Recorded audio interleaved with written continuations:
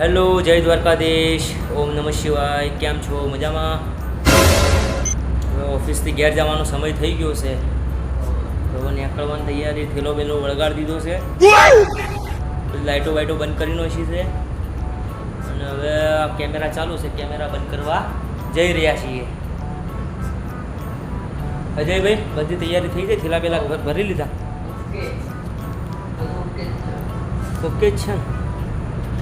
કદાચ બહાર, આમ તો બહારનો વ્યૂ બતાવો જ તમને, પણ બહાર તો બહુ બધો અવાજ છે ને, અંધારું છે. તે બહારનો વ્યૂ બતાવું તમને, પણ અવાજ છે એટલે કોઈ બોલાય તો નહીં મારાથી.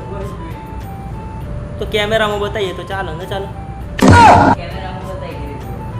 બાલે વિખાઈ ગયા છે, હવે ઘેર જઈને નાહો. પછી ગરમી એટલી બધી પડે, પરસેવો શરીર ચીકણું લાખ થાય છે.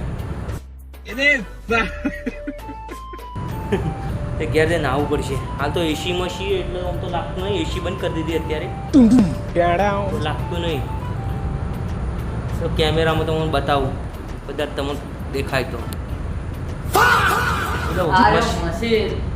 આ સી વોટર જેટ મશીન છે બધો. તો કેમેરામાં દેખાય છે ને? આમાં કપડું બને, આપણા હાડીઓનું, ઓઢણો ને એવું બધું બને, દુપટ્ટા ને એવું બધું. એટલે એક વખત ટાઈમ લઈને તમને બધું બતાવું એકવાર. આપણે પહેલાં હિન્દીમાં બ્લોગ બનાવતા હતા, પણ હિન્દીમાં કહેવાય છે કે ભાઈ પ્રોપર ગુજરાતી હોય ને હિન્દી બોલવામાં કોઈ દિવસ કોન્ફિડન્સ ના આવે. હિન્દીમાં બોલતા પણ કખ ગગ થઈ જતું બધું, લચ્છા લાગી જતા. वो अलग ही लेवल का बंदा था. ગુજરાતીમાં જેવું કોન્ફિડન્સ આપવું હોય ને એવું બધું હિન્દીમાં ના આવે આપણે.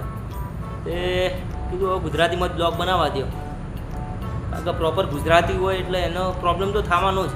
દુનિયાના ગમે તે શેડા જો આપણે, અને કોઈ બી ગુજરાતી હોય એ હિન્દી બોલે કે તો ઇંગ્લિશ બોલે એટલે ખબર પડી જ જાય કે ભાઈ આ 100% ગુજરાતી છે. અને ગુજરાતીમાં જો અમારા મેહોણા બાજુનો એક કોઈ આવી ગયો તો પાણીને પોણી ગયા વાળા આવી ગયા. વાત જવા દો ના અજય.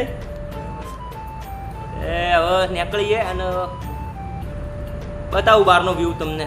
પણ વિડીયો બહુ બધો લોબો થાય. એક કામ કરો, કાલે જ બતાવું તમને શાંતિથી. તો વિડીયો બહુ બધો લોબો થઈ જાય પાછો. બરાબર, કાલ આપણે બધું બતાવીશું. કોમેડી કન્ટેન્ટ આપણા માટે ઘટે જ છે બહુ બધું. कौन है ये लोग? कहाँ से आते हैं? એટલે બંધ કરી નાખે ટીવી. હું લાઇટ બંધ કરી નાખું. જય માતાજી, જય દ્વારકાધીશ, ઓમ નમઃ શિવાય. ભગવાન સુખી રાખે યાર તમને.